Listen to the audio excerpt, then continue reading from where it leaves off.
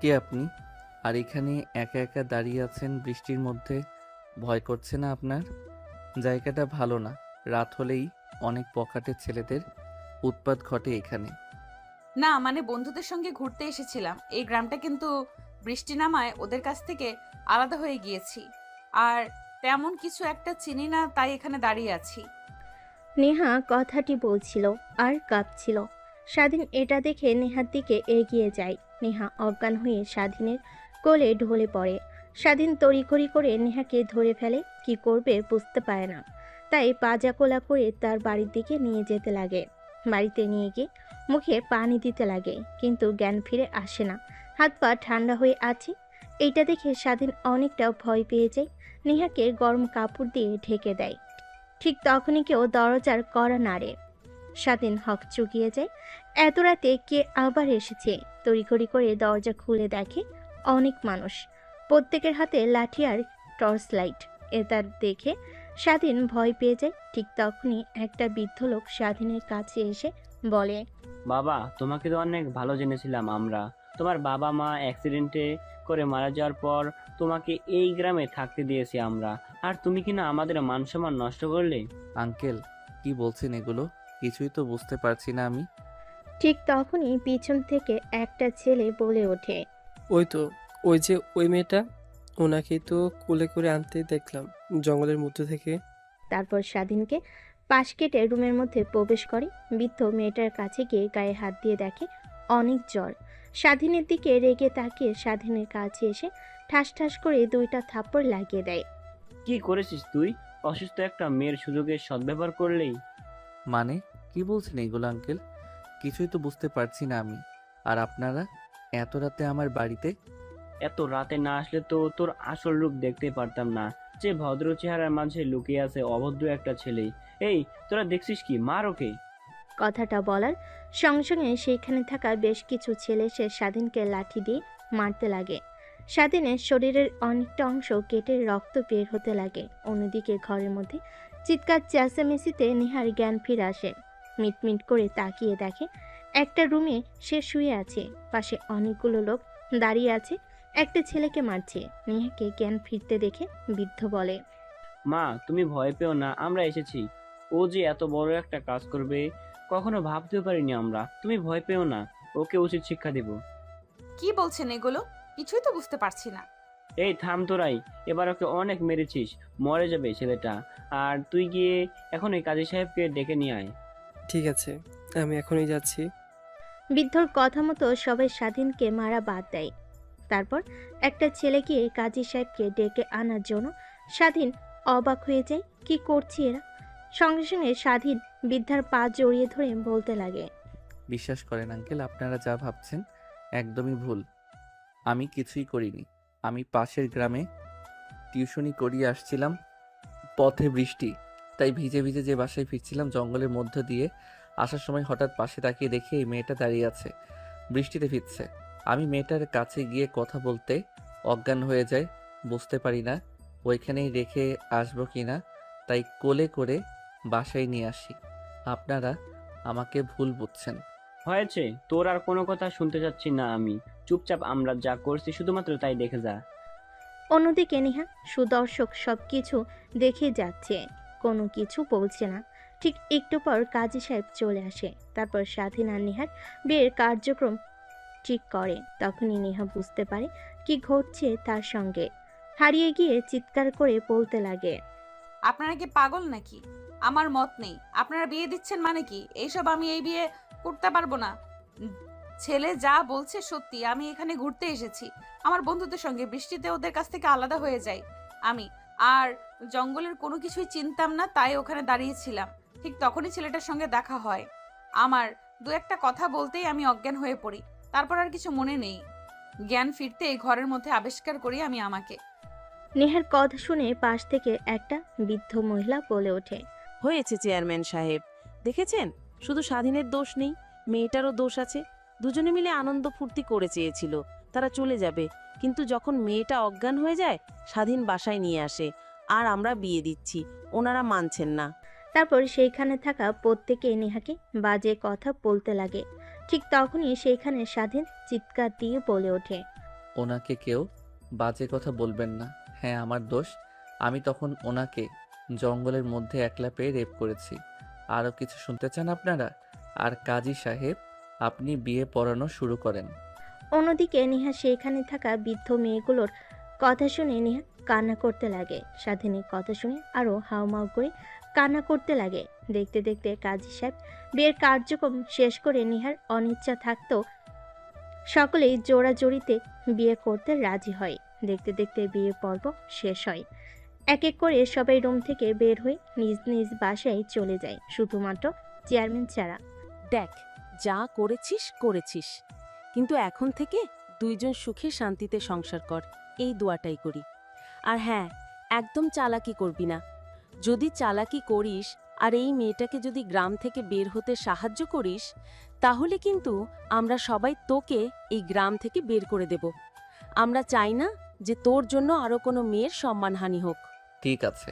তারপর চেয়ারম্যান সাহেব স্বাধীনের বাড়ি থেকে বের হয়ে যায়। স্বাধীন দরজা লাগিয়ে পেছনের দিকে ফিরতে নেহা এসে ঠাস ঠাস করে 2টা থাপ্পড় লাগিয়ে দিয়ে বলতে লাগে, কুত্তার বাচ্চা, তুই কেন বললি যে তুই আমাকে রেপ করতে নিয়েছিলি?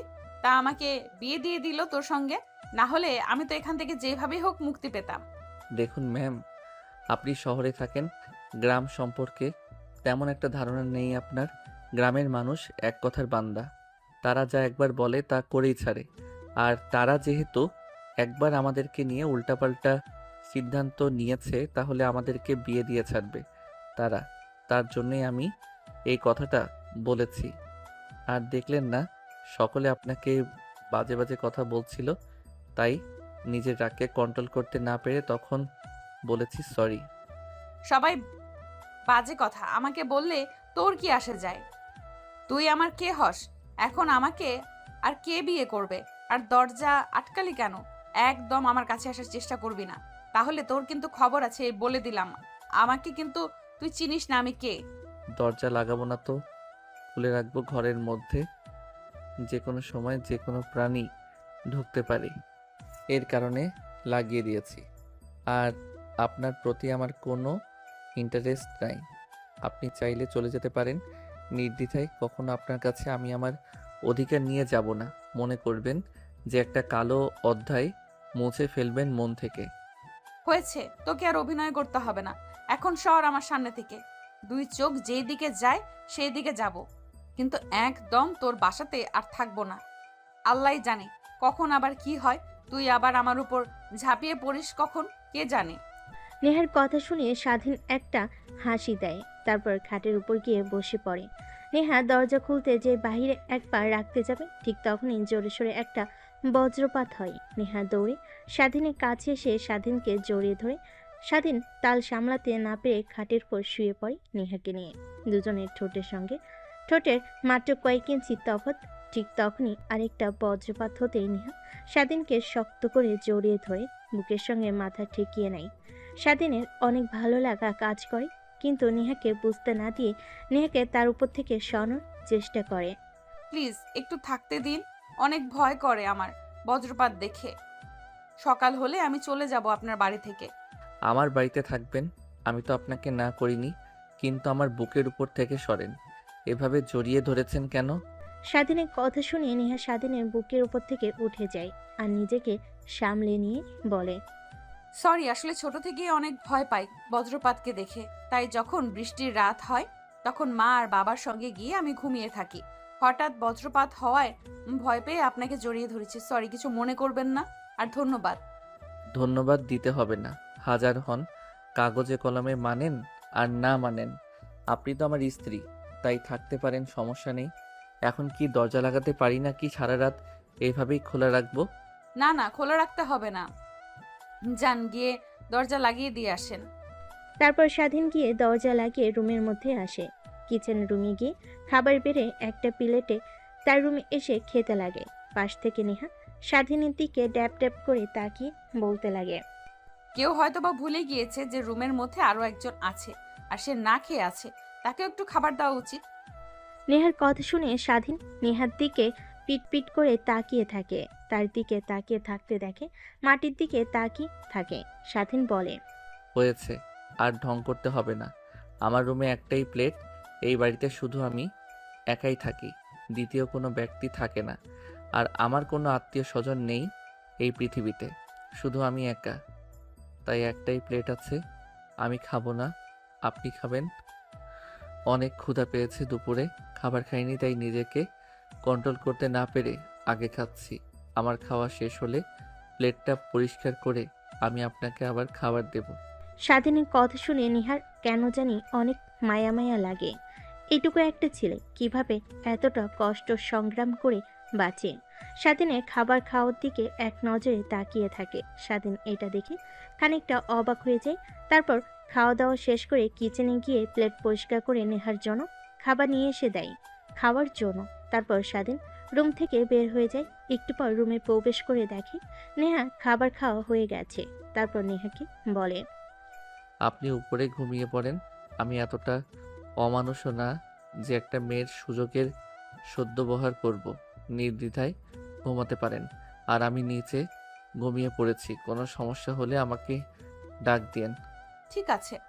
কথাটা বলে নেহা ঘুমিয়ে পড়ে কাঁথা গায়ে নিয়ে। কিন্তু নেহার ঘুম আসে না, অনেক শীত করতে লাগে। ঠিক তখনই নিজের দিকে তাকাই, স্বাধীনের দিকে দেখে একটা বালিশ নিয়ে খালি গায়ে শুয়ে আছে। শরীরের উপরে কোনো কাঁথা নেই, হয়তোবা একটা ব্যতীত আরেকটা নাই বাড়িতে।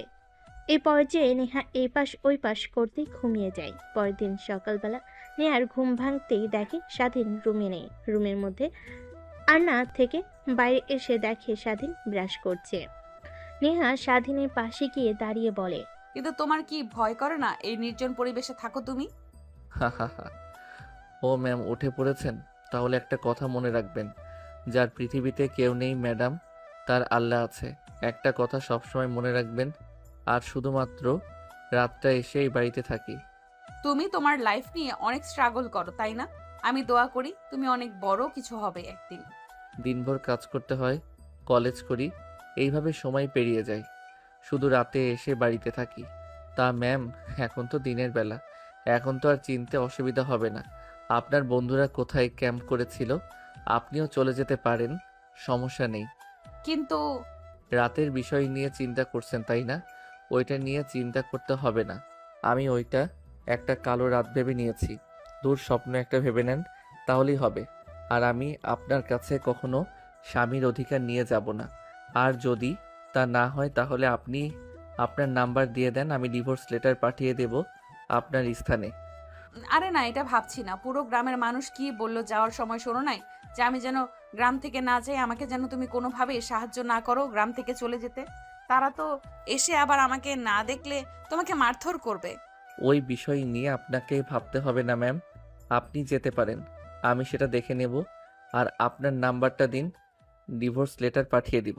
তারপর স্বাধীন ফ্রেশ হয়ে ঘরের ভিতর থেকে ফোন নিয়ে আসে। স্বাধীনের হাতে বাটন ফোন দেখে নেহা খানিকটা হক চুকিয়ে যায়, কারণ এই জেনারেশনে এসব একটা ছেলে বাটন ফোন চালায়। তারপর স্বাধীনের নাম্বার নেহা নিয়ে নেয়। তারপর নেহাকে খানিকটা এগিয়ে দিয়ে বাসে চলে আসে স্বাধীন। রান্না করে খাবার খেয়ে তার কলেজে চলে যায়। অন্যদিকে নেহা রাস্তায় এসে সবকিছু চিনতে পারে। হাঁটতে হাঁটতে তার বন্ধুদের ক্যাম্পে চলে যায়। নেহাকে দেখতে পেয়ে সবাই দৌড়ে আসে নেহার কাছে। কিরে, তুই কোথায় হারিয়ে গিয়েছিলি? আমরা তোকে নিয়ে কত টেনশন করছি জানিস? আমরা তো এখনই পুলিশ স্টেশনে যাচ্ছিলাম রিপোর্ট করার জন্য। রাত ভোর বৃষ্টি হয়েছে, তাই তোকে আর খুঁজতে বের হতে পারিনি আমরা কেউ। এভাবে না বলে করে কোথায় হারিয়ে গিয়েছিলি? তুই নাকি কোনো সমস্যা হয়েছে? তোর এমন মন মরা যে? আরে না, টেনশন করছিস কেন? কিছুই হয়নি। আসলে বাড়ির কথা অনেক মনে পড়ছে। অনেক দিন তো হলো ক্যাম্প করে থাকলাম, চল বাসায় ফিরে যাই। এখানে থাকতে আর একদম ভালো লাগছে না আমার। হ্যাঁ, ঠিক বলেছিস। তুই স্যারকে বললাম তোর কথা, স্যার অনেক চিন্তিত হয়ে পড়েছে। পাশের ক্যাম্পে রেস্ট নিচ্ছে মনে হয়। আর রাতে কই ছিলি? আর বলিস না, রাতে কথাটা বলতে গিয়ে নেহা থেমে যায়। মনে মনে ভাবতে লাগে সকল বিষয় কি এদেরকে খুলে বলবো? যদি বলি তাহলে তো সবাই উল্টাপাল্টা ধারণা করবে। না, সম্পূর্ণ কথা খুলে বলা দরকার নেই। শুধু বলি রাতে একটা ছেলের বাসাতে আশ্রয় নিয়েছিলাম। আরে না, তোদের কাছ থেকে আলাদা হয়ে যাওয়ার পর আমি কিছুই চিনতে পারি না। হাঁটতে হাঁটতে একটা বাড়ির সামনে চলে যাই, তারপর দরজায় কড়া নাড়তে একটা ছেলে বের হয়। তারপরে ওখানে আমি আশ্রয় নিয়েছিলাম। জানিস ছেলেটা অনেক ভালো, একটা নিরিবিলি পরিবেশে থাকে। ও আচ্ছা, তাহলে এই ব্যাপার। আর আমরা তোকে নিয়ে কতই চিন্তা করছিলাম, তোর ফোনে কতবার ফোন করেছি। আমার ফোনের চার্জ তো ছিল না যে তোদের সঙ্গে কথা বলবো। আচ্ছা বাদ দে সে সকল কথা, আমি চলে এসেছি তো, এখন তো হ্যাপি। ঠিক তখনই পাশ থেকে প্রিন্সিপাল স্যার বলে ওঠে, মা, তুমি এসেছো? আমরা তোমাকে নিয়ে কত চিন্তা করতেছিলাম। আমরা সবাই তোমার বাবাকে ফোন করে তোমায় পাওয়া যাচ্ছে না কথাটা বলতে তোমার বাবা একদম পাগল হয়ে গিয়েছে। ওয়েট, আমি তোমার বাবাকে এখনই ফোন করে বলছি তোমাকে পেয়েছি আমরা। তারপর প্রিন্সিপাল স্যার দূরে গিয়ে নেহার বাবা মার কাছে ফোন করে বলে দেয় যে নেহাকে পাওয়া গেছে। তারপর দিনভর নেহা আর তার বান্ধবীরা একসঙ্গে অনেক আনন্দ করে। ঠিক তখনই পাশ থেকে নেহার বান্ধবী বলে ওঠে, আগামীকাল সকালেই তো চলে যাব। তোর কথা শুনে যা বুঝতে পারলাম ছেলেটা অনেক ভালো। ওরে, ওকে অনেক দেখতে ইচ্ছা করছে আমাদের। চল কালকে যাবার সময় একবার ছেলেটাকে দেখে তারপর যাব। আর আদেও এইখানে আসতে পারবো কি না আল্লাহ জানে। এইবার যে কাহিনী ঘটে গেল, আর কখনো মা বাবা আর আসতে দেবে না, দেখে নিস। নেহা তার বান্ধবীর কথা শুনে কেন জানি স্বাধীনকে দেখতে অনেক ইচ্ছে করে। তাই তার মাথা দিয়ে হ্যাঁ জানি দেখতে দেখতে রাত হয়ে যায়। নেহা তার বান্ধবীদের সঙ্গে আড্ডা দিতে দিতে রাত যখন গভীর হয় তখন ঘুমিয়ে যায়। পরের দিন ভোর হতেই ঘুম ভেঙে যায় সবার। তারপর সবাই ক্যাম্প ভেঙে রেডি হতে লাগে বাড়িতে যাওয়ার জন্য। ঠিক তখনই নেহা আর তার বান্ধবীরা প্রিন্সিপাল স্যারের কাছে গিয়ে বলে, স্যার আপনাকে তো সব কথা খুলেই বললাম। আমাকে একটা ছেলে রাতে থাকতে দিয়েছিল। আমার সব বান্ধবীরা জেদ করছে যে তার সঙ্গে গিয়ে দেখা করে আসবে আর ধন্যবাদ জানিয়ে আসবে। আপনি অনুমতি দিলে আমরা যেতাম ছেলেটার সঙ্গে দেখা করতে। আচ্ছা মা, যাও, সমস্যা নেই, কিন্তু দেখে শুনে যাও। কালকে বৃষ্টি হয়েছে সারা রাত ভোর, অনেক জায়গায় কাদা পানি জমে আছে। তারপর নেহা আর তার বান্ধবীরা স্বাধীনের বাসার দিকে অগ্রসর হতে লাগে। নেহা সামনে সামনে পিছে তার বান্ধবীরা। দেখতে দেখতে স্বাধীনের বাড়ির কাছে চলে আসে। দেখে বাসায় তালা লাগানো। নেহা বুঝতে পারে না এত সকালে কোথায় গিয়েছে। আবার ঠিক তখনই পাশ দিয়ে একটা ছেলেকে যেতে দেখে নেহা ছেলেটার কাছে গিয়ে পিছন থেকে ডাক দিতে ছেলেটা নেহার কাছে এসে বলে, ও আপনি এসেছেন? তা স্বাধীন তো বলল আপনি চলে গিয়েছেন, আর আমরা স্বাধীনকে মেয়ের গ্রাম থেকে তাড়িয়ে দিয়েছি। ওর মতো খারাপ ছেলে এই গ্রামে না থাকলে ভালো হয়, আর আপনি আবার এসেছেন। কি কিন্তু কেন মেরে গ্রাম থেকে তাড়িয়ে দিয়েছ? দেখুন, চেয়ারম্যানের রাতে কি বলছিল যে আপনি যদি গ্রাম থেকে চলে যান আর স্বাধীন যদি সাহায্য করে তাহলে তাকে গ্রাম থেকে তাড়িয়ে দেবে। চেয়ারম্যান এক কথার মানুষ, তাই ওকে মেরে কালকে রাতে গ্রাম থেকে তাড়িয়ে দিয়েছে। কোথায় আছে কে জানে। নেহা কথাটা শুনে অনেকটা অবাক হয়ে যায়, কিন্তু ছেলেটাকে কোনো কিছু বুঝতে দেয় না। পাশে দাঁড়িয়ে থাকা নেহার বান্ধবীরা নেহার দিকে অবাক দৃষ্টিতে তাকিয়ে থাকে। এক পর্যায়ে বলেই ফেলে, কি রে, তোর জন্য ছেলেটাকে গ্রাম থেকে তাড়িয়ে দিয়েছে মানে? কিছুই তো বুঝতে পারছি না। বুঝতে হবে না তোদের। ওয়েট, ছেলেটার নাম্বার তো আমার কাছে আছে, ফোন করে দেখি কোথায় আছে। অন্যদিকে সকালে যখন নেহা গ্রাম থেকে চলে যায় তখন অনেকেই দেখে ফেলে, কিন্তু কিছুই বলে না। স্বাধীন বিকেলে বাড়িতে ফেলে চেয়ারম্যান আর তার লোকেরা স্বাধীনকে মেরে গ্রাম থেকে তাড়িয়ে দেয়। স্বাধীন অনেক কাকুতি মিনতি জানায়, কিন্তু চেয়ারম্যানের কোনো মায়া হয় না। না, বারবার শুধু একটা কথাই বলে, তোর মতো বাজে ছেলেকে এই গ্রামে থাকতে দেব না। না জানি আবার কোন মেয়ের জীবন তুই নষ্ট করিস। এক পর্যায়ে স্বাধীনকে মারতে মারতে গ্রাম থেকে তাড়িয়ে দেয়। তারপর স্বাধীন বাস স্টেশনে গিয়ে বসে থাকে। তার কাছে একটা টাকাও নেই যে কোনো জায়গায় যাবে, সেখানে এখনো বসে আছে। ঠিক তখনই ফোন বাজতে লাগে। স্বাধীন খানিকটা অবাক হয়ে যায়, কারণ তাকে ফোন করার মতো কেউ নেই, শুধুমাত্র সে যেখানে টিউশনি করে সেই মেয়েটা বাদে। স্বাধীন উদ্বেগ নিয়ে ফোনটা পকেট থেকে বের করে অচেনা একটা নাম্বার দেখে ফোনটা রিসিভ করে সালাম দিয়ে কানের কাছে ধরতেই ওই পাশ থেকে বলতে লাগে, কোথায় তুমি? স্বাধীন নেহার কণ্ঠ শুনে বুঝতে পেরে যায় যে নেহা কিছু বলতে যাবে। এর আগেই নেহা ও পাশ থেকে বলতে লাগে, কি হলো, কি বলছে? আমার কথা কি তোমার কানে যায়নি? কোথায় তুমি? আর তোমাকে কালকে রাতে বাড়ি থেকে বের করে দিয়েছো? ও আপনি? হ্যাঁ, চেয়ারম্যান আর তার লোকেরা আমাকে বাড়ি থেকে বের করে দিয়েছে। আর এখন বাস টার্মিনালে বসে আছি, বাসের অপেক্ষা করছি। ওখানে বসে থাকো, আমরা আসছি। কথাটা বলে নেহা ফোন রেখে দেয়। স্বাধীন অবাক হয়ে যায়, এই মেয়েটার আবার কি হলো? তারপর নেহা তার বান্ধবীরা তড়িঘড়ি করে গ্রাম থেকে বের হয়ে বাস টার্মিনালের দিকে অগ্রসর হয়। বাস টার্মিনালে গিয়ে দেখে স্বাধীন একটা বেঞ্চিতে বসে আছে, হাতে একটা ব্যাগ। নেহা গিয়ে স্বাধীনের পাশে দাঁড়াতেই স্বাধীন উপরের দিকে তাকিয়ে দেখে নেহা। তারপর নেহাকে উদ্দেশ্য করে প্রশ্ন করে, আপনি এখনো গ্রাম থেকে যাননি? গ্রামের কেউ দেখে ফেললে আপনাকে আবার ওরা উল্টাপাল্টা কথা বলতে পারে। এখনই চলে যান আমাকে নিয়ে। আপনার ভাবতে হবে না, কিছু একটা না একটা হবেই। তা তো বুঝতেই পারছি কি হবে। চলো এখন আমার সঙ্গে। ঠিক তখনই পাশ থেকে নেহার বান্ধবী নেহার হাত ঝান্টা মেরে টান মেরে একটু ফাঁকে নিয়ে সে বলে, তোর মাথা কি পুরোটাই গেছে নাকি? স্যার কি বলছে শুনিসনি? আমাদের ক্যাম্পে কোনো প্রকার ছেলে এলাও নেই। আর তুই একে যদি নিয়ে যাস স্যার অনেক রাগান্বিত হয়ে যাবে। তুই জানিস এটা চেনা নয় জানা নেই অপরিচিত ছেলে। তুই জানিস ছেলেটা আমার কি হয়? নেহার বান্ধবী নেহার কথা শুনে নেহার দিকে বাঁকা দৃষ্টিতে তাকায়। ও আমার স্বামী হয়, বুঝলি? তুই অপরিচিত কেউ না। কি বলছিস? তুই তোর স্বামী হয় মানে? তাহলে শোন, ওই দিন রাতে কি হয়েছিল। তোদেরকে যা বলেছি সব মিথ্যা কথা। তারপর নেহা তার বান্ধবীদের শুরু থেকে শেষ পর্যন্ত বলতে লাগে। সবাই শুনে অবাক হয়, নেহার দিকে তাকিয়ে থাকে।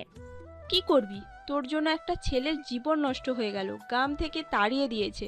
কই যাবে, কি করবে? এতিম একটা ছেলে, অনেক মায়া লাগছে রে, কিন্তু কি আর করার। তখনই পাশ থেকে নেহার আরেকটা বান্ধবী বলে ওঠে, তোর কথা শুনে যতটুকু বুঝতে পারলাম যে তুই ছেলেটাকে মেনে নিবি না কখনোই, কিন্তু ওর জীবন তো নষ্ট করে লাভ নেই। তোর বাবার তো অনেক অনেক টাকা, তুই নিশ্চয়ই ছেলেটাকে কিছু একটা করে দিতে পারবি। কিন্তু তার জন্য তো ওর লেখাপড়া করতে হবে। আমার দেখে যা মনে হয় ওই ছেলেটা এসএসসি পরীক্ষা দিয়েছে বোধহয়। পিচ্ছি একটা ছেলে। ওকে তো আর তোর বাসাতেও নিয়ে যেতে পারবি না। কি বলবি তোর বাবা মাকে? আচ্ছা, একটা কাজ করলে হয় না? আমাদের যে ফ্ল্যাটটা আছে, যেখানে আমরা সব বান্ধবীরা মিলে আড্ডা দিই, ড্রিঙ্কস করি আর মাঝে মাঝে গ্রুপ স্টাডি করি, ওটা তো প্রায় সময় পড়েই থাকে। ছেলেটাকে ওই ফ্ল্যাটটা দিলে কেমন হয়? তুই একদম ঠিক কথা বলছিস, কিন্তু আমরা কোথায় গিয়ে আড্ডা দেবো, ড্রিঙ্কস করব, গ্রুপ স্টাডি করব? কেন? ওই ফ্ল্যাটে গিয়ে করব। ফ্ল্যাটে তো আর কম রুম নেই, একটাতেও না হয় থাকবে, অন্য আরেকটাতে আমরা থাকবো। আর ছেলেটাকে দেখে এমনিতেই মনে হচ্ছে ও হাবাগোবা। আরে আমরা তো বলে যাচ্ছি, শুধু যার স্বামী সে তো কিছু বলছে না। প্লিজ নেহা ম্যাডাম, আপনি অন্তত কিছু বলুন। কিন্তু ও যদি কখনো আমার কাছে স্বামীর অধিকার নিয়ে আসে, তখন কি করব? আরে ঢাকায় গিয়ে ওকে ডিভোর্স দিয়ে দিবি। এত টেনশন করছিস কেন? তুই আর ছেলেটাকে দেখ একবার, কেমন বোকা শোকা দেখতে। কখনোই তোর কাছে স্ত্রীর অধিকার নিয়ে যাবে না। যেই ছেলে তোকে রাতে একলা রুমে একা পেয়েও কিছু করেনি, সেই ছেলে কে নিয়ে আবার তুই টেনশন করছিস। নেহা ভাবতে লাগে, হ্যাঁ, ওর বান্ধবী তো ঠিকই বলেছে। যে ছেলে রাতের আধারে একা পেয়ে তার বাসায় কিছু করেনি। নেহা ভাবতে লাগে, হ্যাঁ, ওর বান্ধবীরা তো ঠিকই বলেছে। যে ছেলে রাতের আধারে একা পেয়ে তার বাসায় কিছু করেনি, সে আবার ঢাকায় নিয়ে গিয়ে অজানা জায়গায় আবার আমার পর ঝাঁপিয়ে পড়বে না। তাই নেহা রাজি হয়ে যায় স্বাধীনকে ঢাকা নিয়ে যাওয়ার জন্য। কিন্তু স্যারকে তোরা কিভাবে ম্যানেজ করবি? ওইটা একদম আমাদের হাতে, ছেড়ে দে, আমরা স্যারকে ম্যানেজ করে ফেলবো। তারপর নেহা আর তার বান্ধবীরা স্বাধীনের কাছে চলে যায়। স্বাধীনের ব্যাগে হাত দিয়ে নেহা বলে, চলো আমাদের সঙ্গে। কোথায় যাব ম্যাম? তুমি আর গ্রামে ফিরে যেতে পারবে না। কি করবে এখন? এখন থেকে চলো আমাদের সঙ্গে ঢাকায়, তোমাকে একটা না একটা জবের ব্যবস্থা করে দিব। কিন্তু ম্যাম, ঢাকায় যাওয়ার জন্য তো বাস ভাড়া লাগবে। আমার কাছে তো একটা টাকাও নাই, তাই এখানে বসে আছি। কি করব চিন্তা করছি। আপনারা যান, আমাকে নিয়ে তো ভাবতে হবে না আপনার। স্বাধীনের বোকামোপনা কথা শুনে নেহার বান্ধবীরা সবাই হাসতে লাগে। স্বাধীন সবার দিকে তাকিয়ে ভাবতে লাগে, কি এমন বলেছি যে সবাই এমনভাবে হাসছি। একটু পর নেহার ধমক শুনে সবাই হাসি বন্ধ করে। তারপর নেহা বলে, তোকে ভাবতে হবে না টাকা পয়সা নিয়ে, চল এখন আমার সঙ্গে। স্বাধীন আর কোনো কথা বলে না। এখানে বসে থাকার থেকে তাদের সঙ্গে ঢাকায় গিয়ে যদি তারা কোনো চাকরির ব্যবস্থা করে দেয়, তাহলে তার জন্য অনেক ভালো হয়। তারপর নেহা তার বান্ধবীদের পিছু পিছু হাঁটতে লাগে। একটু পর সবাই ক্যাম্প যেখানে করেছিল সেখানে চলে আসে। প্রিন্সিপাল স্যার তাদের দিকে তাকিয়ে এসে বলে, তোমরা কখন গিয়েছো আর কখন আসছো? বললে তো মাত্র 20 মিনিট লাগবে, আর 2 ঘন্টা হয়ে গেল। এতক্ষণ কোথায় ছিলে? সবে অপেক্ষা করছি আমরা। ঢাকায় ফিরতে হবে তো, আবার ফিরতে ফিরতে রাত হয়ে যাবে না হলে। তারপর নেহা আর তার বান্ধবীরা প্রিন্সিপাল স্যারের সঙ্গে স্বাধীনের মোলাকাত করে দেয়। তারপর প্রিন্সিপাল স্যারকে বোঝাতে লাগে, কিন্তু সে বুঝতে নারাজ, তাদের সঙ্গে কোনো ছেলে মানুষকে একদম অ্যালাউ করবে না। অবশেষে নেহার বান্ধবীদের কথায় প্রিন্সিপাল স্যার রাজি হয়ে যায় স্বাধীনকে ঢাকায় নিয়ে যাওয়ার জন্য। তারপর সবাই সকালের খাওয়া দাওয়া করে বাসে উঠে পড়ে ঢাকায় যাওয়ার জন্য। বাস চলছে তার আপন গতিতে। নেহা কানে হেডফোন দিয়ে গান শুনছে, তার বান্ধবীদের সঙ্গে নাচানাচি করছে। স্বাধীন বাইরের দিকে তাকিয়ে আছে। এর আগে কখনো গ্রামের বাইরে যাওয়া হয়ে ওঠেনি তার, তাই এক দৃষ্টিতে বাহিরের গাড়ি দালান কোঠার দিকে তাকিয়ে আছে। দেখতে দেখতে গাড়ি এসে দাঁড় হয়ে নিহাদের কলেজের সামনে। এক এক করে সবাই গাড়ি থেকে নেমে যায়। স্বাধীনও নেমে আসে গাড়ি থেকে। আশপাশে চোখ বুলিয়ে বড় বড় দালান কোঠা দেখে অবাক হয়ে যায়। সেদিকে তাকিয়ে থাকে। নেহা আর তার বান্ধবীরা স্বাধীনকে দেখে বুঝতে পারে যে সে কখনো এর আগে ঢাকায় আসেনি। তারপর নেহা আর তার বান্ধবীরা স্যারদের কাছ থেকে বিদায় নিয়ে স্বাধীনকে নিয়ে তারা যে ফ্ল্যাটে আড্ডা দিত সেইখানে চলে আসে। আজ থেকে তুমি এখানেই থাকবে, আর কোনো সমস্যা হলে আমার নাম্বারটা তো আছেই, তুমি ওটাতে ফোন করবে। আর তুমি কি লেখাপড়া করো নাকি? তোমাকে তো দেখে মনে হলো যে তুমি লেখাপড়া করো, তখন বলছিলে যে টিউশন করাও। হ্যাঁ, এইবার এসএসসি দিয়েছি, রেজাল্ট পেয়েছি, আলহামদুলিল্লাহ A+ এসেছে। কিন্তু কেন? তাহলে তো হয়ে গেল, তোমাকে একটা এখানে ভালো একটা কলেজে ভর্তি করিয়ে দেব। আর তুই ভালো টাকা পয়সা নিয়ে টেনশন করিস না। আর জীবনে বড় হতে হলে লেখাপড়া করতে হবে, লেখাপড়ার অবদান অপরিসীম। মনোযোগ দিয়ে লেখাপড়া কর, তারপর আমি আমার বাবার কোম্পানিতে তোকে একটা ভালো চাকরি দিয়ে দেব। ঠিক আছে ম্যাম। তারপর নেহা স্বাধীনকে সবকিছু দেখিয়ে দিতে লাগে। স্বাধীন সবকিছু দেখে নেয়। তারপর নেহা আর তার বান্ধবীরা ফ্ল্যাট থেকে বের হয়ে যে যার বাসে চলে যায়। নেহা বাসে গিয়ে তার বাবা মার সঙ্গে দেখা করে রুমে গিয়ে ফ্রেশ হয়ে একটা লম্বা ঘুম দেয়। ঘুম থেকে উঠে দেখে রাত 8টা বেজে গেছে। অন্যদিকে স্বাধীন রাত হয়ে যাওয়ায় অনেক ক্ষুধা লাগে। সে কি করবে বুঝে উঠতে পারে না। সে নেহাকে ফোন করবে, কিন্তু ফোন করতে গিয়ে দেখে তার ফোনে টাকা নেই। তাই রুমে বসে থেকে বই বের করে পড়তে লাগে। অন্যদিকে নেহা খাওয়া দাওয়া করে 10টার দিকে রুমে আসে। বই বের করে পড়তে নিলে তখনই মনে পড়ে স্বাধীনের কথা। ছেলেটা কি খেয়েছে না খেয়েছে এটাই ভাবতে লাগে। ফোনটা হাতে নিয়ে ফোন করে স্বাধীনকে। স্বাধীন ফোন রিসিভ করতে নেহা বলে, কিরে, তুই কি কিছু খাওয়া দাওয়া করেছিস নাকি? না ম্যাম, এইখানে তো কিছু চিনি না, আর আমার কাছে টাকাও নেই যে বাহিরে গিয়ে খাবার খেয়ে আসবো। তুই তো রান্না করতে পারিস, চিকেন। রুমে গিয়ে দেখ, সেখানে সব কিছু আছে। আচ্ছা ওয়েট, তোকে কিচেন রুমে যেতে হবে না, তুই কিছু বুঝতে পারবি না। আমি অনলাইনে খাবার অর্ডার দিয়ে দিচ্ছি, একটু পর দরজায় কলিং বেল দিলে খুলে খাবারগুলো নিয়ে নিস, কেমন? আর কোনো প্রয়োজন হলে আমাকে ফোন করিস। কিন্তু ম্যাম, আমার ফোনে তো টাকা নাই যে আমি আপনাকে ফোন করব। আমি টাকা পাঠিয়ে দিয়েছি। আর আরেকটি কথা, আমাকে ম্যাম বলবে না, আমাকে আপু বলে ডাকবে। আমাকে আর আমার বান্ধবীর সবাইকে আপু বলে ডাকবি, ম্যাম বলতে হবে না। রাখি এখন। তারপর নেহা ফোন রেখে দেয়। নেহা পড়তে পড়তে ঘুমিয়ে পড়ে। অন্যদিকে একটু পর দরজায় কলিং বেল দিতে স্বাধীন গিয়ে দরজা খুলে দেয়। ডেলিভারি ম্যান খাবার দিয়ে গেল। স্বাধীন খাবার খেয়ে নেয়, তারপর ঘুমানোর চেষ্টা করে, কিন্তু এর আগে কখনো নরম বিছানায় ঘুমায়নি, তাই ঘুম আসে না। জোর করে ঘুমিয়ে পড়ে। পরদিন সকালবেলা অনেক সকালে ঘুম ভেঙে যায়। তার আশেপাশ থেকে আজানে সুমিষ্ট ধ্বনি ভেসে আসতে লাগে। স্বাধীন ওয়াশরুমে চলে যায়। ফ্রেশ হয়ে অজু করে রুমে এসে ওয়ার্ড্রোবের মধ্যে জায়নামাজ খুঁজতে লাগে, কিন্তু কোথাও পায় না। উল্টো নেহার ছোট ছোট জামাকাপড় দেখে এইটা দেখে স্বাধীন শরম পেয়ে যায়। তারপর ফ্লোরেই নামাজ পড়ে নেয়। নামাজ পড়ে বেলকনিতে এসে সকালের সুমধুর পরিবেশ উপভোগ করতে লাগে। বড় বড় দালান কোঠা। এই দালান কোঠার কাছে তাকে একদমই ছোট দেখায়। অন্যদিকে নেহা তার মার ডাকে ঘুম ভেঙে যায়।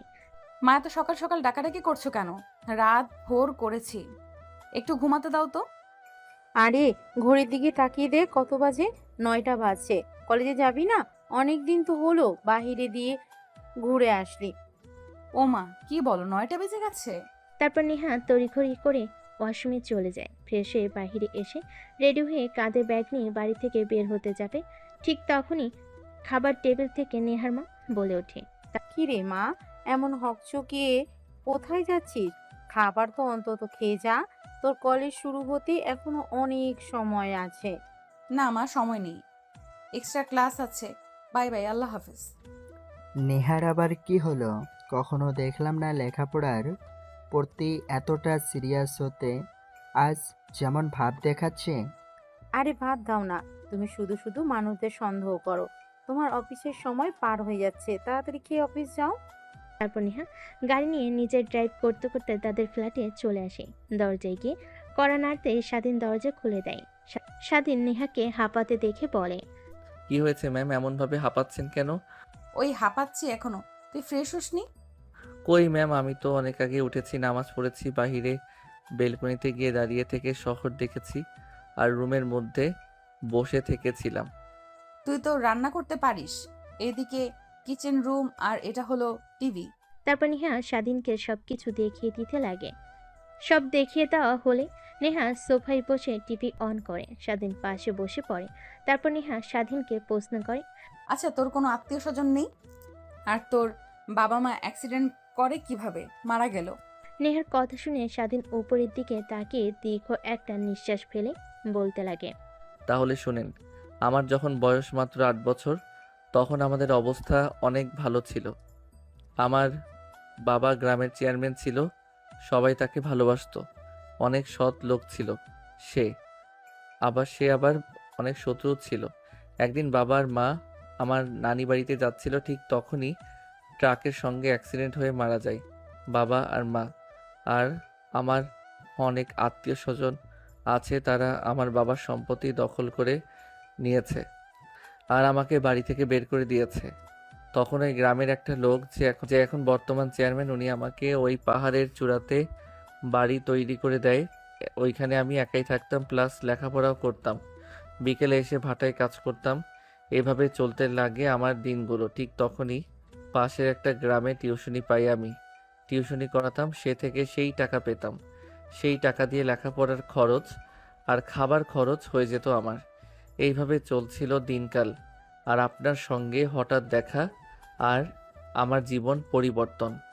কথাগুলো বলে স্বাধীনের চোখ থেকে এক ফোঁটা অশ্রু বের হতে যাবে। ঠিক তখনই স্বাধীন তার হাতে উল্টোপুট দিয়ে মুছে ফেলে। নেহার চোখের আড়াল হয় না সব দেখে নেহা স্বাধীনের কাছে এসে ওর পিঠে হাত বুলিয়ে দিয়ে বলে, আর চিন্তা করতে হবে না তোকে, আমি তোর পাশে আছি।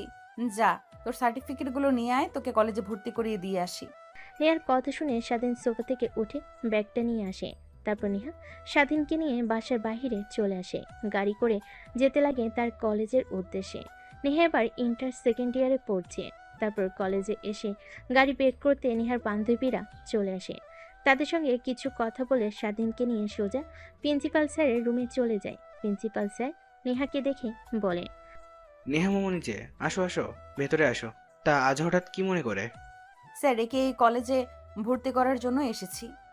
এটা তো ওই ছেলেটা, তাই না, যে গ্রামে তুমি হারিয়ে গিয়েছিলে? তা একে এই কলেজে ভর্তি করবে?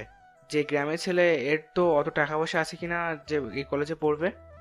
স্যার, এটা নিয়ে আপনাকে ভাবতে হবে না। আপনি হয়তোবা ভুলে গেছেন যে আমার বাবা এই কলেজের প্রতিষ্ঠাতা। আমি যাকে চাই তাকেই ভর্তি করাবো। আপনি শুধুমাত্র ফর্মালিটিগুলো দেখবেন, আর টাকা পয়সা নিয়ে টেনশন করতে হবে না আপনার। আরে মা, ভুল হচ্ছে। কেন, ছেলেটার দিকে একবার তাকাও, দেখো কিরকম পোশাক আশাক পরিধান করে, চুলের স্টাইল সবার সঙ্গে মানিয়ে নিতে পারবে না, আর কলেজের রিপুটেশন নষ্ট হবে। স্যার, এটা নিয়ে আপনাকে ভাবতে হবে না। আপনি এগিয়ে যা বলবেন আপনি তাই করেন। তারপর প্রিন্সিপাল স্যার নেহার জোড়াজুড়িতে স্বাধীনকে কলেজে ভর্তি করে নেয়।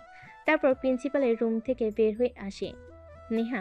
তারপর স্বাধীনকে নিয়ে সোজা চলে যায় শপিং মলে। স্বাধীনকে বেশ কিছু জামা কাপড় কিনে দেয়। সেলুনে নিয়ে গিয়ে মাথার চুল সুন্দর করে কেটে দিতে বলে। তারপর নেহা বাইরে গিয়ে অপেক্ষা করতে লাগে। একটু পরে সেলুন থেকে বের হতেই নেহা অবাক হয়ে যায়। মাশাল্লাহ, আমার জুনিয়র বরকে তো দেখতে অনেক কিউট। শুধু গ্রামের পরিবেশে থাকতো দেখে তেমন ভালো দেখায়নি। এই নেহা, কি ভাবছিস তুই এসব?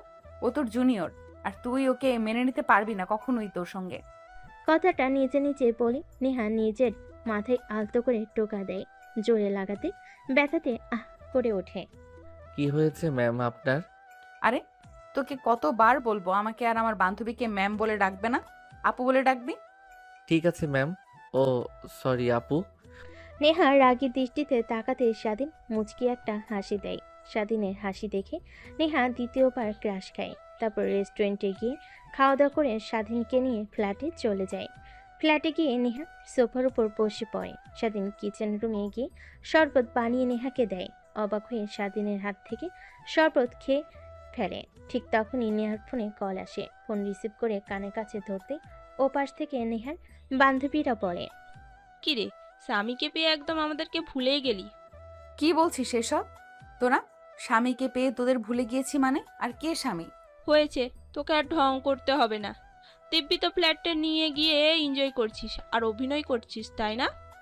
দেখ, একদম উল্টাপাল্টা কথা বলবি না। ওকে কলেজে ভর্তি করিয়ে দিয়ে শপিং মলে গিয়েছিলাম ওর জন্য পোশাক কিনে দেওয়ার জন্য।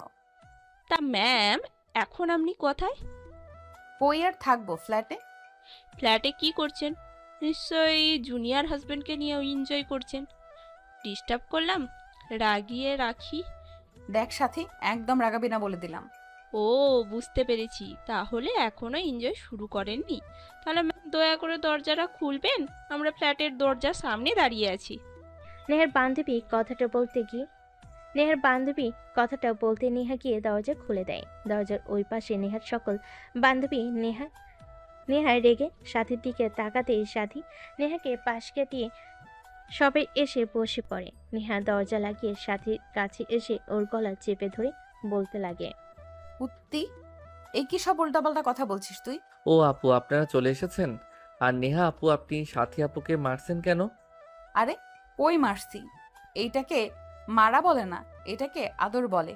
আর তুই যা এখন তোর রুমে। আচ্ছা আপু, তোমরা হয়তো অনেক ক্লান্ত। আমি তোমাদের জন্য শরবত বানিয়ে নিয়ে আসছি। কথাটা বলে স্বাধীন কিচেন রুমে চলে যায় শরবত তৈরি করার জন্য। নেহা সাথীকে মারা বন্ধ করে দিয়ে সোফায় বসে তার বান্ধবীদের সঙ্গে আড্ডা দিতে লাগে। ঠিক তখনই পাশ থেকে সাথী বলে ওঠে, কিরে, একদম চেঞ্জ করে ফেলেছিস। ছেলেটাকে এখন একদম চেনাই যাচ্ছে না। কি কিউট! আমি তো দেখে রীতিমতো ক্রাশ খেয়ে ফেলেছি। আচ্ছা, তুই যদি না মেনে নিস তাহলে আমাকে দে, আমি ওকে বিয়ে করে নেব। কথাটা শুনে নেহা তার বান্ধবীর দিকে রাগী দৃষ্টিতে তাকায়। কেন জানি না, সাথীর বলা কথা অনেক খারাপ লাগে তার। একটু পর স্বাধীন হাতে শরবত নিয়ে আসে। তারপর এক এক করে সবাই শরবত নিয়ে খেতে লাগে। বাহ, আমাদের জুনিয়র দুলাভাই দেখছি অনেক ভালো, শরবত বানাতে পারে। তা দুলাভাই কই থেকে শিখেছেন? আমাদেরকেও একটু শিখাবেন কি? দেখ, একদম বাড়াবাড়ি হচ্ছে কিন্তু। আর স্বাধীন, তুই রুমে গিয়ে পড়তে বস, দরজা লাগিয়ে। যে পর্যন্ত আমি গিয়ে না ডাকছি সেই পর্যন্ত খুলবি না। নেহার রাগী কথা শুনে স্বাধীন সেখান থেকে রুমে গিয়ে দরজা লাগিয়ে পড়ার টেবিলে গিয়ে বই পড়তে লাগে। অন্যদিকে বাহিরে নেহার বান্ধবী নেহাকে বলে, ছেলেটাকে এইভাবে কথাগুলো না বললেও পারতি। আমাদের সঙ্গে কথা বলছে, এনজয় করছে, সারাক্ষণ রুমের মধ্যে বসে থাকে। ওকে পাঠিয়ে দিলি কেন? আমরাও তো ওর বড় বোনের মতন। দেখ, আমি চাই না আমাদের জন্য ওর লেখাপড়ায় ক্ষতি হোক। ও আমাদের বুদ্ধিমান একটা ছেলে, ও বড় হয়ে অনেক ভালো কিছু হবে। তো প্লিজ ওকে এইসবের মধ্যে আনিস না। ও নেশা জগতে পা দিলে বের হতে পারবে না। তারপর নেহা আর তার বান্ধবীরা ডান্স করতে লাগে বক্সে গান দিয়ে, নাচতে লাগে। স্বাধীন এইটা দেখে বক্সের সাউন্ড কমানোর জন্য দরজা খুলে বের হয়ে দেখে সবাই পাগলের মতো নাচানাচি করছে। স্বাধীন বুঝতে পারে সকলে ড্রিঙ্কস করেছে। তার গ্রামের অনেক উৎসবে অনেক ছেলেরা মদ খেত, তাই আর কোনো কথা না বলে স্বাধীন রুমে এসে পড়তে লাগে। এইভাবে অনেকটা সময় পার হয়ে যায়। রাত যখন অনেক গভীর হয়ে যায় তখন দরজার কর্নারের শব্দ পায়। বুঝতে পারে হয়তো নেহা এসেছে, তাই দরজা খোলার সঙ্গে সঙ্গে স্বাধীনের গায়ের উপর শুয়ে পড়ে আর বলতে লাগে, সোনা, তুমি কোনো ভয় পেও না। নেহা তোমাকে ডিভোর্স দিয়ে দিলে আমি তোমাকে বিয়ে করব, নিজের করে নেব। কথাটা বলে যে স্বাধীনকে কিস করতে যাবে, ঠিক তখনই দরজা খুলে ভিতরে প্রবেশ করে নেহা। এটা দেখে নেহা রেগে স্বাধীনের ওপর থেকে সাথীকে সরিয়ে ঠাস ঠাস করে থাপ্পড় লাগিয়ে দেয়। তোর কত বড় সাহস আমার স্বামীর দিকে নজর দিস? সর এখান থেকে। আমার স্বামীও একদম নজর দিবি না। যদি নজর দেস তাহলে তোর চোখ উপরে আমি মার্বেল খেলবো। আরে তুই তো বলি ওকে মানিস না স্বামী হিসাবে, তাহলে এইসব বলছিস যে? আর তুই যদি ডিভোর্স দিয়ে দিস আমি ওকে বিয়ে করব। So cute. কথাটা বলে যে স্বাধীনের দিকে এগোতে যাবে সাথী ঠিক তখনই পিছন থেকে নেহা সাথীর চুল ধরে বাহিরে বের করে দেয়।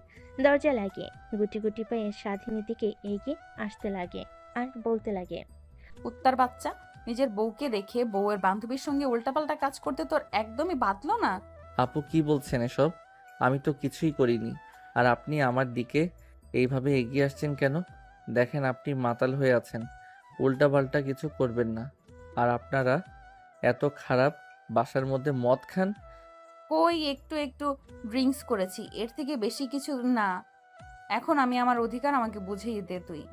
কিসের অধিকার ম্যাম? আপনি তো আমাকে স্বামী হিসেবে মানেন না, তাহলে এসব কথা এর মধ্যে আসে কেন? প্লিজ ছাড়েন আমাকে আর রুম থেকে বের হয়ে যান। কথাটা বলে নেহা স্বাধীনের উপরে ঝাঁপিয়ে পড়ে। স্বাধীন তাল সামলাতে না পেরে খাটের উপর শুয়ে পড়ে। নেহা স্বাধীনকে কিস করতে লাগে, অনবরত পা দিয়ে স্বাধীনের পায়ে স্লাইড করতে লাগে। স্বাধীন উত্তেজিত হতে লাগে। এক পর্যায়ে নেহার কোনো রেসপন্স পায় না স্বাধীন। মিটমিট করে তাকিয়ে দেখে নেহা ঘুমিয়ে গেছে, অনেক ড্রিঙ্ক করে মাতাল হয়ে গিয়েছে আর এখন ঘুমিয়ে পড়েছে। তাই স্বাধীন কোনো মতে নেহার নিচ থেকে সরে যায়। তারপর নেহাকে ভালোভাবে শুয়ে দিয়ে নেহার পাশে ঘুমিয়ে পড়ে। পরের দিন নেহার ঘুম ভাঙতে নিজেকে আবিষ্কার করে স্বাধীনের বুকের মধ্যে। এটা দেখে অনেকটা রাগ হয় নেহার। স্বাধীনের কাছ থেকে ছাড়া পেয়ে ধাক্কা দিয়ে ফ্লোরে ফেলে দেয়। হঠাৎ ফুলের পড়ে যায়। স্বাধীনের ঘুম ভেঙে যায়। অবাক দৃষ্টিতে সামনে নেহার দিকে তাকিয়ে থাকে। কুত্তার বাচ্চা, তোকে একটু সুযোগ দিয়েছি আর তুই সুযোগের সদ্ব্যবহার শুরু করেছিস। ভেবেছিলাম তুই অনেক ভালো, অন্যান্য ছেলেদের মতো না, সহজ সরল। কিন্তু তুই যে এই সহজ সরল চেহারার মধ্যে ভয়ঙ্কর একটা চরিত্র লুকিয়ে আছে সেটা তো আর আমি জানি না। দেখুন আপু, আপনি আমাকে ভুল ভাবছেন। আপনি যা ভাবছেন তা একদমই হয়নি। চুপ, একদম চুপ। একটা কথাও বলবি না তুই আর। এক্ষুনি রুম থেকে বেরিয়ে যা, তোকে যেন আর না দেখি আমার চোখের সামনে। নেহার কথা শুনে স্বাধীন ঘর থেকে বের হয়ে যায়। বাহির এসে দেখে নেহার বান্ধবীরা সবাই অগোছালোভাবে শুয়ে আছে। স্বাধীন ফ্লোরে থাকা বোতল আর চিপসের প্যাকেটগুলো পরিষ্কার করতে লাগে। এক পর্যায়ে নেহার বান্ধবীদের ঘুম ভেঙে যায়। আরে জুনিয়র দুলা ভাই, আপনি কাজ করছেন কেন আমরা থাকতে? আরে না, তোমরা ঘুমাও, আমি পরিষ্কার করছি। আর কি খাবে? আমি রান্না করে দিচ্ছি। জুনিয়র দুলা ভাই, আপনি রান্না করতে পারেন? সব পারি, শুধু বলো কি খাবে। ঠিক তখনই রুমের বাহিরে বের হয় নেহা। স্বাধীনকে তার বান্ধবীদের সঙ্গে কথা বলতে দেখে রেগে বলে, নেহা, ওই কুত্তার বাচ্চা, তোকে কি বললাম? তোর কানে যায়নি? তোকে না বললাম রুম থেকে বের হয়ে যা? এখন এখানে রয়েছিস যে? ম্যাম, আপনি বের করে দিলে কোথায় যাব? আমি ঢাকার শহরের কিছুই তো চিনি না। আমি ভুল করে থাকলে ক্ষমা চাচ্ছি, কিন্তু আমাকে আপনি বাড়ি থেকে বের করে দিয়েন না। তোর কোনো কথাই শুনতে চাচ্ছি না আমি এখন। চলে যাবি। নেহার বান্ধবীরা সবাই অবাক হয়ে নেহার দিকে তাকিয়েছিল। হঠাৎ কি হলো নেহার? স্বাধীনের সঙ্গে এমন ব্যবহার করছে? উদ্বেগ নিয়ে বলে ফেলে সাথী। কি রে, কি হয়েছে? ছেলেটাকে কিভাবে কথা বলছিস কেন? আর রেগে আছিস কেন এত?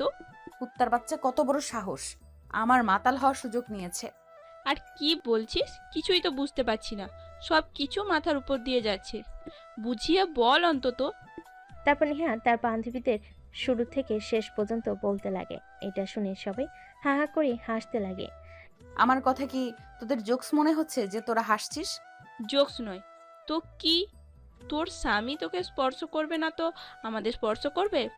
আরে তুই তো ফুল মাতাল হয়েছিলি।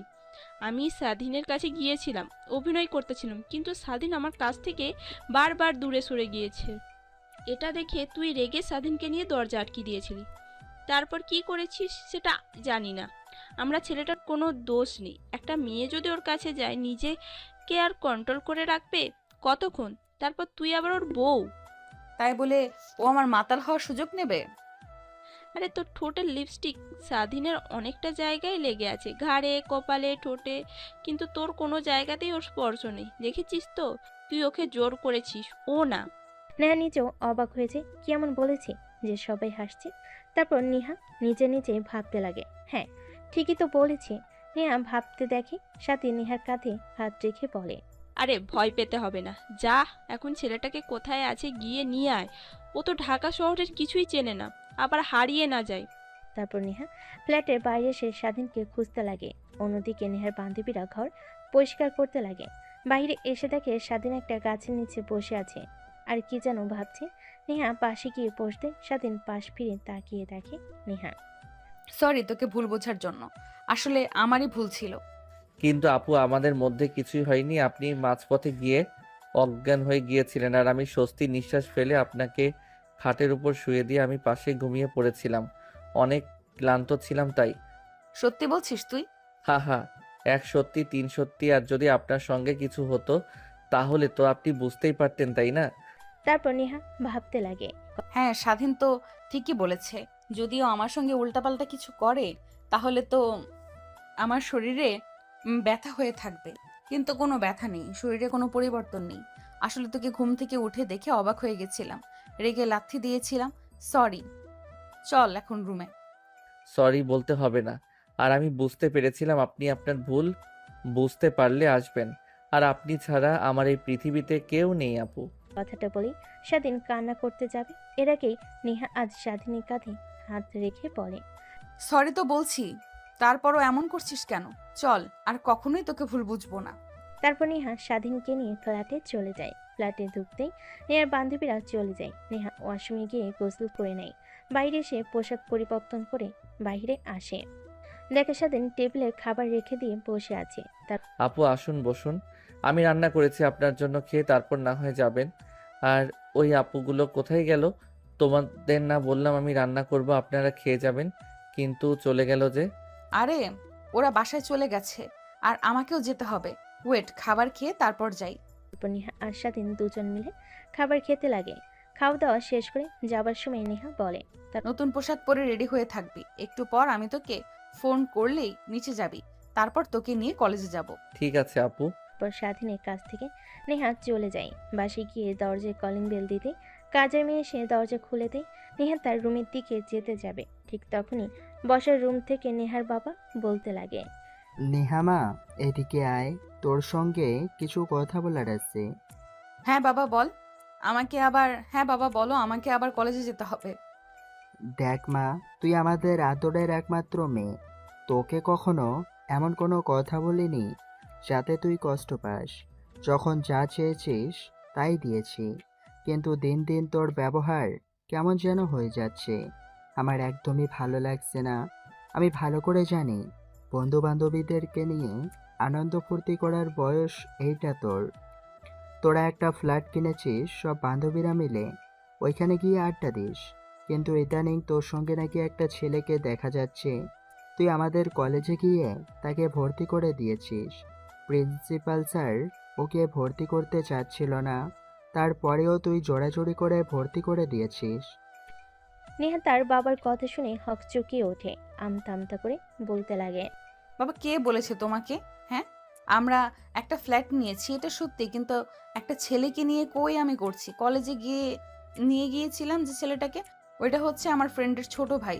ওকে কলেজে ভর্তি করে নেই প্রিন্সিপাল স্যার, তাই রেগে নিয়ে গিয়েছিলাম আমার সঙ্গে। ঠিক আছে, আমি এই বিষয় নিয়ে প্রিন্সিপাল স্যারের সঙ্গে কথা বলছি। আর তোমাকে যেন আর ওই ছেলেটার সঙ্গে না দেখা যায়। ঠিক আছে বাবা। তারপর নেহা তার বাবাকে জড়িয়ে ধরে গালে একটা চুমু দিয়ে রুমে চলে যায়। রুমে ব্যাগে বই নিয়ে বাইর হয়ে আসে। তার বাবার কাছ থেকে বিদায় নিয়ে সোজা চলে যায় তাদের ফ্ল্যাট বাড়ির সামনে। স্বাধীনকে ফোন দিতে নিচে নামে আসে। স্বাধীনকে দেখে নেহা তৃতীয়বারের মতো ক্র্যাশ খায়। আমার জুনিয়র জামাই দেখছি দিন দিন অনেক কিউট হচ্ছে। আল্লাহ জানে কত পেতনি ওর দিকে নজর দিবে। আজ সবাইকে একদম শেষ করে ফেলবো।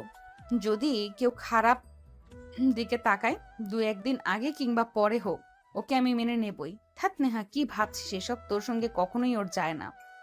আপু চলো, কি ভাবছো? আমি কখন গাড়িতে উঠে বসেছি, কলেজের সময় তো পেরিয়ে যাচ্ছে, চলো। তারপর নেহা স্বাধীনকে নিয়ে চলে যায় কলেজের দিকে। কলেজে গিয়ে পার্কিং লটে গাড়ি রেখে স্বাধীনকে তার ক্লাসরুম দেখিয়ে দেয়। তারপর নেহা তার বান্ধবীদের সঙ্গে গিয়ে আড্ডা দিতে লাগে। স্বাধীন মনোযোগ দিয়ে ক্লাস করতে লাগে। ক্লাস করা শেষ হলে কলেজ ঘুরে দেখার জন্য বাইরে আসে। দেখে নেহা তার বান্ধবীদের সঙ্গে একটা গাছের নিচে বসে আড্ডা দিচ্ছে। স্বাধীন গিয়ে পাশে দাঁড়াতে নেহার বান্ধবীর সাথে বলে ওঠে, কি রে নেহা, একদম দেখি আমাদের জুনিয়র দুলাভাইকে চেঞ্জ করে ফেলেছিস। গ্রাম থেকে কি নিয়ে এসেছিলি আর কি বানিয়ে ফেলেছিস? এখন তো তোকে দেখে অনেক হিংসা হচ্ছে আমার। তুই যাই করিস ডিভোর্স দিলে আমার কাছে তুলে দিস, ওকে? আমি বিয়ে করে নেব, তারপর আমাদের কিউট কিউট কয়েকটা বাচ্চা হবে ওর মতন। সাথীর কথা শুনে নেহা নিজের অজান্তে সাথীকে একটা থাপ্পড় দিয়ে ওঠে। কিরে, তোর ক্লাস নেই? বাইরে দিয়ে করছিস কেন? হ্যাঁ আপু, ক্লাস আছে, কিন্তু কলেজটা দেখার জন্য বের হয়েছি। আচ্ছা তোমরা আড্ডা দাও, আমি কলেজে দেখি। হ্যাঁ ঠিক আছে, যা ঘুরে দেখ কলেজটা, কিন্তু হ্যাঁ একটা কথা মনে রাখবি, একদমই মেয়েদের দিকে তাকাবি না আর মেয়েদের সঙ্গে কথা বলবি না। স্বাধীন মাথা দিয়ে হ্যাঁ জানে। তারপর নিজে নিজে পুরো কলেজটা ঘুরে দেখতে লাগে। কলেজ দেখা শেষ হলে স্বাধীন তার ক্লাসরুমে গিয়ে আবার ক্লাস করতে লাগে। দেখতে দেখতে কলেজের সময় শেষ হয়ে যায়। কলেজ ছুটি দিলে স্বাধীন ক্লাসরুমের বাইরে এসে সোজা কলেজ গেটের বাইরে দাঁড়িয়ে থাকে। নেহার অপেক্ষা করতে লাগে, কিন্তু নেহার কোনো নাম গ্রন্থ পায় না। ঠিক তখনই তার ফোন করে নেহা। আহ, আপু কই আপনি? আর কতক্ষণ ধরে এখানে দাঁড়িয়ে আছে, আপনার তো কোনো দেখাই পাচ্ছি না। বান্ধবীদের সঙ্গে রেস্টুরেন্টে চলে এসেছি। তুই একটা কাজ কর, তোকে আগামীকাল কিছু টাকা দিয়েছিলাম না, ওই টাকা দিয়ে সোজা বাসায় চলে যাবি। এদিক ওইদিক একদমই ঘোরাফেরা করবি না। আর রাস্তা তো চিনিস না, চিনলে রিক্সাওয়ালাকে আমাকে বললেই তোকে নিয়ে যাবে। ঠিক আছে, আর আপনি কি ফ্ল্যাটে যাবেন না? না, বাসায় যাব। ও তো তোর সঙ্গে থাকলে মা বাবা সন্দেহ করতে পারে। রাখি এখন, আর কোনো সমস্যা হলে আমাকে ফোন করিস। তারপর স্বাধীন গাড়ির জন্য অপেক্ষা করতে লাগে, কিন্তু কোনো রিক্সা ফাঁকা পায় না। এক পর্যায়ে একটা রিক্সা ফাঁকা দেখতে পায়। স্বাধীন রিক্সাওয়ালাকে ডাক দিয়ে দেয়। স্বাধীনের সামনে এসে দাঁড়িয়ে রিক্সা উঠতেই স্বাধীনের সঙ্গে একটা মেয়ে উঠে পড়ে। এই কে আপনি? আর রিক্সা দাঁড় করিয়েছি, আমি যাব, আপনি কেন উঠে বসলেন? হাই, আমি তিথি। আমি আর তুমি একই ক্লাসে পড়ি। তোমাকে আজকে দেখেছি, আমার বেস্ট ফ্রেন্ড হতে পারি। আর তুমি যেদিকে যাবে ওইদিকে আমার বাসা। তো প্লিজ রাস্তায় নামিয়ে নিও, কোনো রিকশায় ফাঁকা পাচ্ছি না। কি করব আর বলো, বাসায় যেতে হবে তাড়াতাড়ি। তাহলে তুমি চলে যাও, আমি আরেকটা রিক্সা দাঁড় করে না হয় যাব। আরে আস না, ভয় পাচ্ছ কেন? আমি তো আর তোমাকে খেয়ে ফেলছি না। তারপর রিক্সাওয়ালা মামাকে স্বাধীন বলতে যেতেই লাগে। মেয়েটার সঙ্গে টুকটাক কথা বলতে লাগে স্বাধীন। অন্যদিকে নেহা আর তার বান্ধবীরা রেস্টুরেন্টে খাওয়া দাওয়া করছিল। ঠিক তখনই রেস্টুরেন্টের সামনে দিয়ে একটা মেয়ের সঙ্গে রিক্সায় করে যায়। এটা নেহার চোখের আড়াল হয় না। নেহা রেগে তার হাতে থাকা গ্লাসটা ভেঙে ফেলে। এটা দেখে নেহার বান্ধবী বলে, কি রে, কি ব্যাপার? কি হয়েছে তোর? এত রেগে গেলি কেন হঠাৎ করে? আরে কই রেগে গিয়েছি, বাসায় যেতে হবে, তোরা থাক।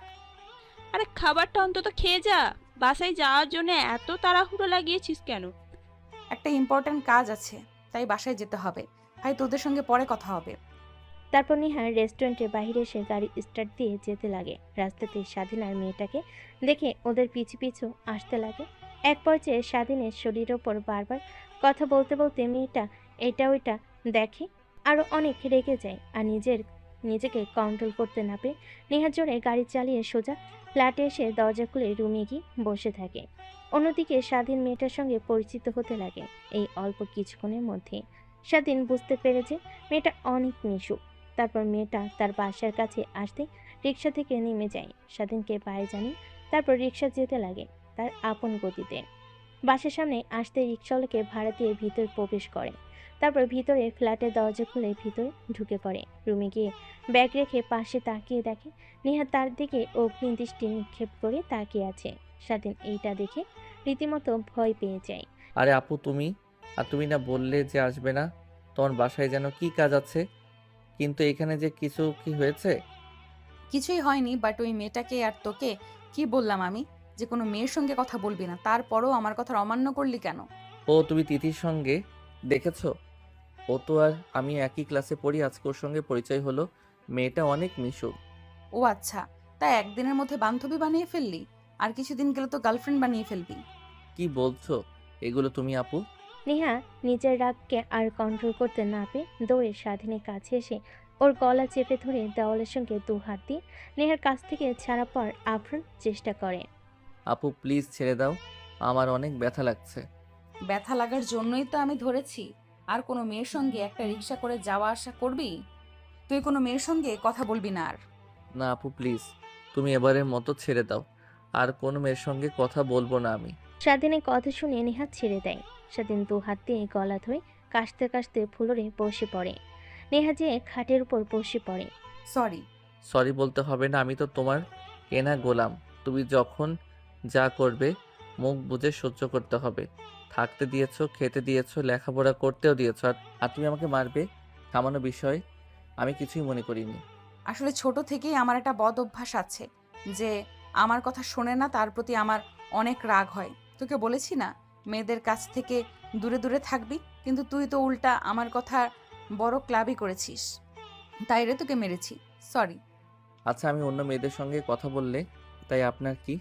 আপনি তো আপনার বন্ধুদের সঙ্গে বসে আড্ডা দেন, আমি তো কিছু বলি না। আমি তোর বিয়ে করা স্ত্রী, এই কথাটা হয়তোবা তুই ভুলে যাচ্ছিস বারবার। না আপু, ভুলে যাচ্ছি না, কিন্তু তুমি তো আমাকে সেই অধিকার দাওনি। তুমি তো আগেই বলে নিয়েছো কখনো তুমি আমাকে মানতে পারবে না। তাহলে এখন এই কথা বলছো কেন? বাদ দাও। তুমি যেহেতু বলেছো কোনো মেয়েদের সঙ্গে কথা বলবো না, আর আমি ঠিক তখনই নেহার ফোন আসে। নেহা ফোনটা হাতে নিয়ে দেখে তার বাবা ফোন করেছে। রুম থেকে বের হয়ে রিসিভ করে নেহা। তার বাবার সঙ্গে কথা বলে নেহাকে তার বাবা তাড়াতাড়ি বাসায় যেতে বলে। তারপর নেহা বাসায় চলে যায়। স্বাধীন ভাবতে লাগে। আচ্ছা, বুঝতে পারছি না আপু, আমার সঙ্গে কেন অন্য মেয়েকে দেখতে পায় না? আমাকে দেখে সাথী আপু যখন ভালো মন্তব্য করে তখন নেহা আপু ওই রকম করে কেন? নেহা আপু আমাকে ভালোবেসে ফেলেছে ধীরে ধীরে। দেখো কি ভাবছি আমি, উনি কোথায় আর আমি কোথায়। হয়তোবা আমাকে শাসন করে যেন আমি অল্প সময়ে মেয়েদের পাল্লায় না পড়ি। মেয়েদের কাছ থেকে দূরে থাকতে হবে আমাকে। নেহা বাড়িতে গিয়ে বসার রুমে গিয়ে দেখে অনেক মানুষ বসে আছে। নেহা কাউকে চিনতে পারে না। তারপর নেহার মা নেহাকে নিয়ে নেহার রুমে চলে যায়। তারপর বলে, মা, এই শাড়ি আর গহনা পরে সুন্দর করে সেজে বাহিরে আয়। কিন্তু কেন? তোর বাবা তোর এক বন্ধুর ছেলের সঙ্গে তোর বিয়ের কথা বলেছে, তাই তারা তোকে দেখতে এসেছে। তাই তোকে ফোন করে তোর বাবা তাড়াতাড়ি আসতে বলল। আর বাবা যে বলল তুমি নাকি অসুস্থ, তাহলে এটা কি মিথ্যা কথা? আরে, তোকে আমার অসুস্থতার কথা না বললে তো আর আসতি না, তাই তোকে মিথ্যা কথা বলেছে তোর বাবা। এখন তাড়াতাড়ি রেডি হয়ে আয়, অনেকক্ষণ হলো তারা বসে আছে তোকে দেখার জন্য অধিক আগ্রহে। এখন বাইরে গিয়ে তুমি বাবাকে বলবে আমি এই বিয়ে করতে পারবো না। কিন্তু কেন? অনেক ভালো ফ্যামিলি, তোর বাবার বন্ধু প্লাস বিজনেস পার্টনার, অনেক ভদ্র আর নরম একটা ছেলে। আমরা তো সবাই রাজি, তোর বাবা অনেক খুশি। কিন্তু আমি না লেখাপড়া শেষ করব, নিজের পায়ে দাঁড়াবো, তারপর আমি বিয়ে করব। এর আগে না, সাফ সাফ করে তোমাকে বলে দিলাম। দেখ মা, তোর বাবা তো অনেক রাগী, এটা তো তুই জানিস। তোর বাবার মাথায় রাগ উঠলে কিন্তু তাকে কন্ট্রোল করা যায় না।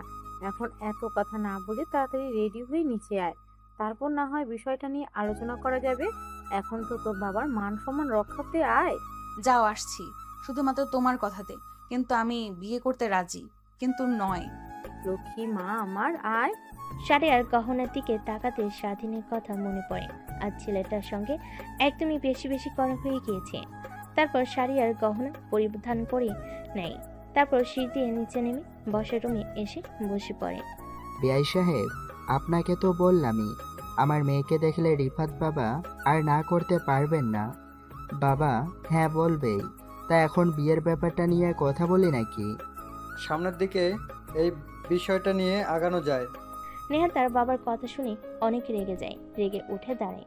তারপর নেহা চিৎকার দিয়ে বলে ওঠে, আমি এই বিয়ে করতে পারবো না। আর হ্যাঁ, আমি আগে থেকেই বিবাহিত। নেহার কথা শুনে সবাই নেহার দিকে বড় বড় দৃষ্টিতে তাকায়। কি বলছে মেয়ে এটা? তারপর নেহা সেখানে আর এক মুহূর্ত না দাঁড়িয়ে সোজা তার রুমে চলে আসে। অন্যদিকে নেহার বাবা সবার সামনে মাথা নিচু করে বসে থাকে। এক পর্যায়ে সবাই রুম থেকে চলে যায়। নেহার বাবা নেহার প্রতি অনেক রাগ করতে লাগে। যাও, তোমার মেয়েকে এইখানে নিয়ে আসো। আর এত মানুষের মধ্যে আমার মাথা নিচু করতে ওর কি একটুও বুক কাটলো না? যেরকম তুমি সেরকমই মেয়ে দুজন একদম এক হয়েছে। আমি তোমার আর তোমার মেয়ের মাঝখানে নেই। কি করবে তোমরা জানো, আমি গেলাম এখান থেকে। তারপর নেহার মা নেহার রুমে গিয়ে তার বাবা ডাকছে বলে সেখান থেকে চলে যায়। নেহা বসের রুমে এসে দেখে কেউ নেই। তারপর সোফায় বসতে নেহার বাবা বলে, বিয়ে করেছিস মানে? তুই কবে বিয়ে করলি? আর আমরা জানতে পারলাম না একটা বারও? হ্যাঁ বাবা, আমি বিয়ে করেছি, আর বিপদে পড়ে বিয়ে করতে হয়েছে। তোমরা মানো আর না মানো, আমি ওকে স্বামী হিসেবে মেনে নিয়েছি। কে ওই ছেলে? পরিচয় কি? ওর বাবা দাদা কি করে? বাবা প্লিজ, তুমি কিছু বলবে না। আগে আমার সম্পূর্ণ কথাটা শোনো, তারপর তুমি যা বলো তাই করব। নেহা তার বাবাকে শুরু থেকে শেষ পর্যন্ত বলে মনোযোগ দিয়ে নেহার প্রত্যেকটা কথাই শুনতে থাকে। নেহার বাবা বলে, এখন তুমি বলো, আমি কি করেছি, ঠিক করেছি কিনা ভুল? তুই তো আমার কাছে নিয়ে এসে পরিচয় করিয়ে দিলেও পারতি। আচ্ছা, ও তো তোদের ফ্ল্যাটে আছে তাই না?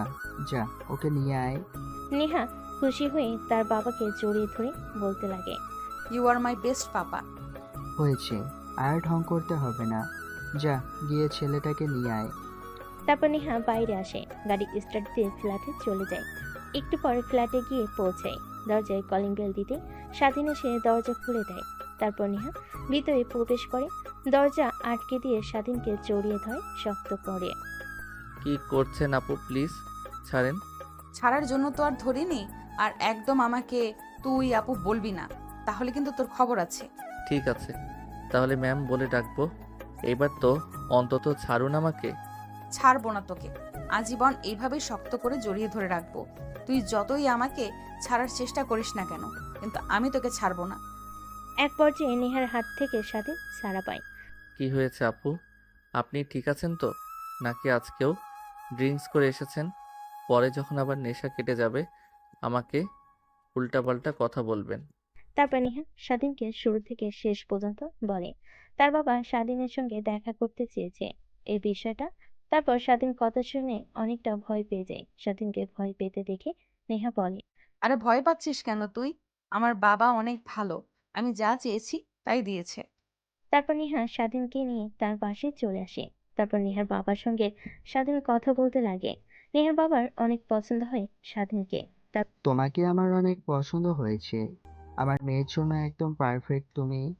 যা মা, ওকে নিয়ে রুমে যা। তারপর নেহা স্বাধীনকে নিয়ে রুমে চলে যায়। দেখতে দেখতে রাত হয়ে যায়। রাতে খাওয়া দাওয়া শেষ করে নেহা আর স্বাধীন রুমে চলে যায়। স্বাধীন বেলকনিতে গিয়ে আকাশের দিকে তাকিয়ে থাকে। পিছন থেকে নেহা স্বাধীনকে জড়িয়ে ধরে বলে, কি ভাবছো আমি তোমার পাশে আছি? আজীবন চিরকাল তোমাকে আর ভাবতে হবে না। কথাটা বলে স্বাধীনকে পাশ ফিরিয়ে নেয় নেহা। দেখে স্বাধীনের চোখে পানি। তারপর হাত দিয়ে মুছে ফেলে নেহা। তারপর স্বাধীনকে শক্ত করে জড়িয়ে ধরে ঘাড়ে কপালে কিস করতে লাগে। স্বাধীন নিজেকে আর কন্ট্রোল করতে না পেরে নেহাকে পাজা কোলে করে রুমের মধ্যে নিয়ে এসে খাটের উপর ফেলে দেয়। লাইট অফ করে ঝাঁপিয়ে পড়ে নেহার উপরে। বাকিটা ইতিহাস, সেটা আপনাদের না জানলেও চলবে।